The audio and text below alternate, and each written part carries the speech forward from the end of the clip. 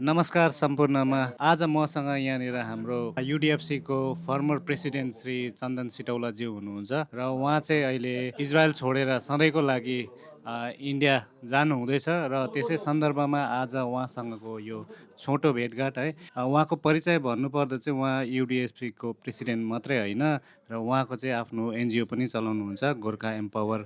Care foundation. र चन्दन सिटौलाज्यू तपाईँलाई धेरै धेरै स्वागत छ आजको यो भिडियोमा। हाम्रो यो अन्तिम भेट है, पहिला पनि हामीले धेरै भिडियो बनाएको थियौँ तपाईँसँग, मैले बनाएको थिएँ युडिएफसीको जति पनि फुटबल गेमहरू लिएर। र आज यो हाम्रो सायद अन्तिम होला इजरायलमा चाहिँ, र हामी अब दार्जिलिङमा, तपाईँ सिलगढी बागडोग्रामा हुनुहुन्छ है, र त्यहाँ त फेरि पनि हामी भेट्ने नै छौँ। इजरायलमा रहेको यो अन्तिम भेटमा तपाईँ हाम्रो सम्पूर्ण युडिएफसीको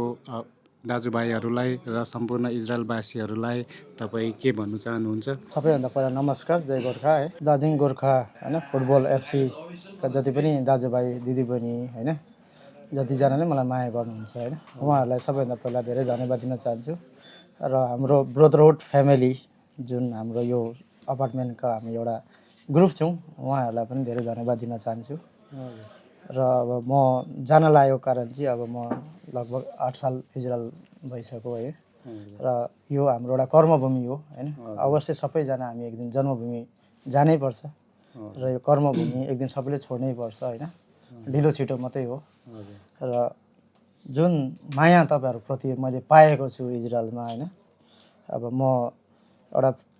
फुटबलको एउटा सम्बन्धमा नभएर पनि एउटा एनजिओ चलाएर इजरायलको एउटा धरतीमा मैले धेरै मान्छेलाई होइन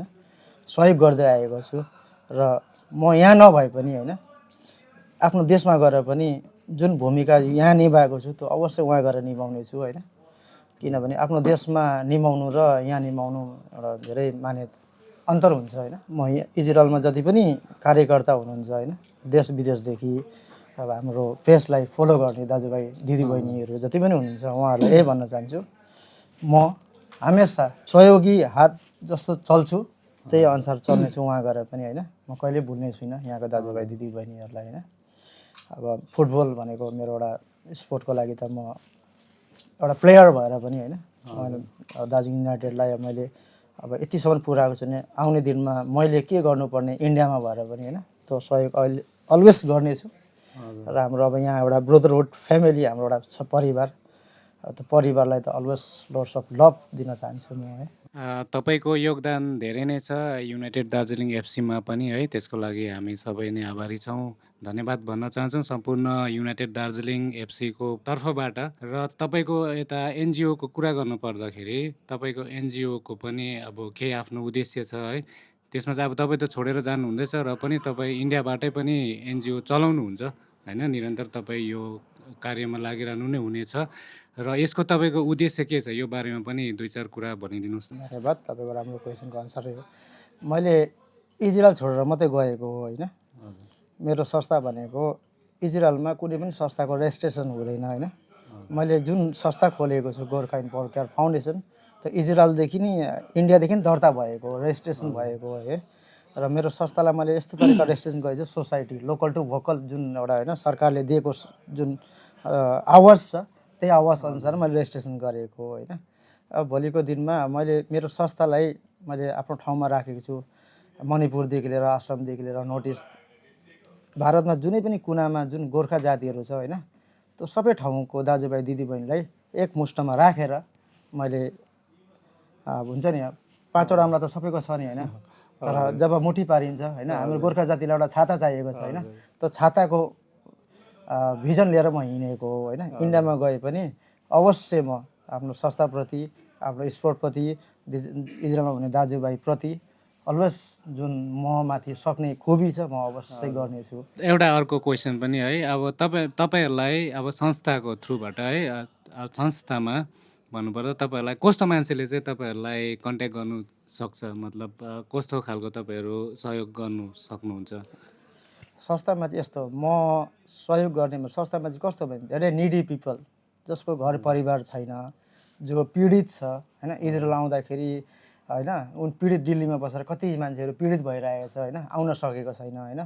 त्यस्तो मान्छेलाई चाहिँ अब कुन प्रकारले उहाँहरूलाई सहयोग गर्न सकिन्छ होइन। यहाँनिर इजरायलमा कतिजना दाजुभाइ दिदीबहिनी जुन मसँग नजदिक हुनुहुन्छ होइन उहाँको थ्रुदेखि हुन्छ कि कसरी हुन्छ उहाँहरू पीडित नहुन् भनेर म उहाँलाई हेल्प गर्छु र भोलिको दिनमा म जाँदैछु सबैलाई छोडेर तर नि इन्डियाको धरती त आफ्नो धरती हो नि मेरो आमा हो नि त होइन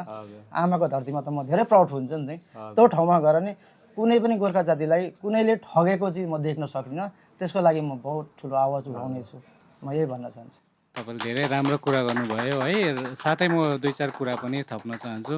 र इजरायल अब हामी सबैको एउटा कर्मभूमि है तपाईँ 8 वर्ष इजरायलमा बस्नुभयो र यो